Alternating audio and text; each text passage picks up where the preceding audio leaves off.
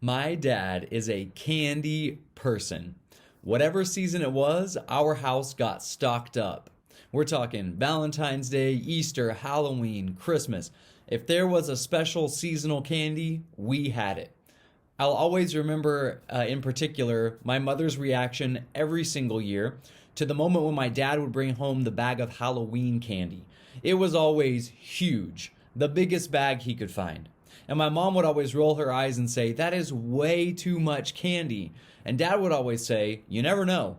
This might be the year that we have a ton of trick-or-treaters." I always wished that he was wrong so that we'd get to eat the leftovers. And now that I'm saying this out loud, I'm coming to realize that was probably his plan all along, but we digress.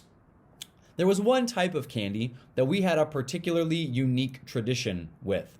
When we got any type of licorice, Twizzlers, Red Vines, etc., we might eat one or two right away. But then dad would take out his pocket knife and he would cut a long slit in the top of the package, and we would put the package way up high in the top of the cabinet. And we would let it sit for about a week or so. Then, a week later, we would get it down, and the licorice would be a little hard on the outside and a lot chewier.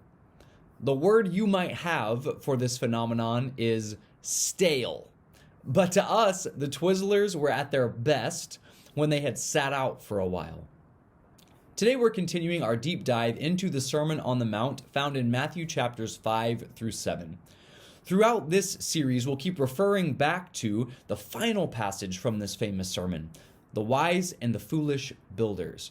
And we'll do that to keep the purpose of the sermon right in front of us, right in front of what we're doing to motivate us this entire time. The purpose is to shape our lives and our actions. After all, Jesus says, the wise builder is the one who hears these words and puts them into practice. This person, Jesus says, builds a house that stands strong in the storm. This person, or people, we might say, are sturdy. We began with the Beatitudes and Jesus' assessment of who it is that's blessed. Then we read as Jesus called us to be salt and light in the world around us, to keep good things good, and to make good things even better. Throughout the rest of chapter 5, Jesus is going to get really specific. He's going to talk about the hot button issues of the day, some of the laws that Jesus' followers are very familiar with, but he's going to teach them a little differently. He's going to talk about issues like murder and adultery, divorce, and even revenge. But before he does so, he's going to clarify something. In these 4 verses that we're going to focus on today, Jesus is going to explain something that's extremely important, not only for the original crowd of the hearers of this sermon, but something that's extremely important for us to understand as modern readers of the Sermon on the Mount and as modern readers of the Bible as a whole. So let's read together from Matthew chapter 5, verses 17 through 20. Do not think that I have come to abolish the law or the prophets. I have not come to abolish them, but to fulfill them. For truly I tell you, until heaven and earth disappear, not the smallest letter nor the least stroke of a pen will by any means disappear from the law until everything is accomplished. Therefore, anyone who sets aside one of the least of these commands and teaches others accordingly will be called least in the kingdom of heaven. But whoever practices and teaches these commands will be called great in the kingdom of heaven. For I tell you that unless your righteousness surpasses that of the Pharisees and the teachers of the law, you will certainly not enter the kingdom of heaven. Okay, there's a lot to unpack here. So first, let's go piece by piece through this paragraph, and then we'll finish with the big picture idea. Let's start back with that first verse, Matthew 5:17. This section begins with a clarification of Jesus' intent for the purpose of this sermon. Do not think that I have come to abolish the law or the prophets. I have not come to abolish them, but to fulfill them. Now, why would people think that Jesus has come to abolish the law and the prophets? If you remember back to our introductory lesson, Jesus gives the Sermon on the Mount in a symbolic place, on a mountain, and he assumes a symbolic posture. Matthew makes sure to note that the crowd gathers around him and that Jesus sits down and begins to teach. Jesus takes the posture of a rabbi. The rabbi is the one who interprets the law for the people. Then Jesus is going to use a particular phrase several times in the remainder of this sermon. Jesus will say, "You have heard it said," and then he will quote a passage of law that they know and understand, and then he'll say, "But I tell you," and then he expounds upon that law. So we're on a mountain where important things happen. Jesus assumes the role and the posture of a rabbi, and then he sure seems to be overriding the laws that they're familiar with. If you're tempted to think we're reading too much into this, just look at the very end of Matthew chapter 7. Matthew chapter 7, verses 28 and 29. When Jesus had finished saying these things, the crowds were amazed at his teaching because he taught as one who had authority and not as their teachers of the law. This idea that Jesus taught with authority is what we're talking about here. In this sermon, Jesus teaches as if he has the power to assert these interpretations on his own, because of course he does. Here, Jesus is hitting on something that we will struggle with to this day, which is the relationship between the Old Testament and the New Testament. The relationship between the Old Testament and the New Covenant. People have interpreted Jesus' words as a new law. People have viewed the New Testament as a replacement of the Old Testament. Most famously, a man named Marcion, around 100 AD somewhere, decided that the two testaments were incongruent. He created his own version of the New Testament by deleting every reference to the Old Testament. His version, of course, was much shorter.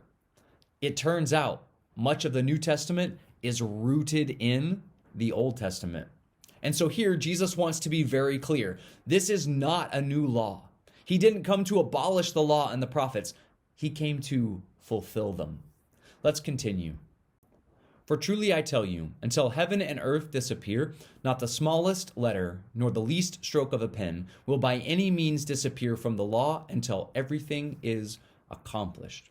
The smallest letter in the Hebrew language is yod. It appears as something like this. You can see it there on the bottom compared to the rest of the letters of the Hebrew alphabet. Literally, the stroke of a pen. Although physically it is small, just like any other letter in the alphabet, it carries a certain importance. And its removal from or its addition to a word or text can have drastic implications. For instance, it is the yod that is removed from the name of Abraham's wife in Genesis 17. She goes from being called Sarai to Sarah. The removal of that tiny stroke of a pen carries vast symbolic meaning for her. It changes her name completely. So what does Jesus mean by this? He continues, "Therefore, anyone who sets aside one of the least of these commands and teaches others accordingly will be called least in the kingdom of heaven. But whoever practices and teaches these commands will be called great in the kingdom of heaven." According to Jesus, all of this has a purpose. The law and the prophets are important, even the smallest ones, the least of them, the ones that we would think are the least important. The smallest letters and the least strokes of a pen carry weight. This represents for us a theme in the life and the teachings of Jesus. Think back to the Beatitudes, right? The smallest people, even physically, right, Zacchaeus? The smallest people and things that we might dismiss are important in the kingdom of God. Which brings us now to the last verse in this portion that we're studying today. The last verse and the thought that will bring us back full circle to our big picture idea. "For I tell you that unless your righteousness surpasses that of the Pharisees and the teachers of the law, you will certainly not enter the kingdom of heaven." Okay, Jesus, hold on just a second. We know that the Pharisees and the teachers of the law were obsessed with two things: enforcing the law and being the most righteous. These are the people who had counted the laws in the Old Testament. They knew for a fact that there were 613 commandments in the law part of Scripture, that there were 248 positive ones and 365 negative ones. These people ate and drank righteousness. They breathed righteousness. And Jesus is going to tell his followers that we need to be more righteous than them. How on earth is that even possible? My dad grew up in a house on a shoestring budget with 5 boys to feed. So my grandmother had to get really creative when it came to grocery shopping. My dad would tell stories about going with her to the store. They would buy all the bread that was just about too old to sell. They would come out with this giant garbage bag full of slightly stale bread. And so my dad grew up eating and enjoying things that were a little bit on the stale side, a little crunchier, a little chewier, including his licorice. When you grow up doing something, you don't think anything about it. You think it's absolutely normal.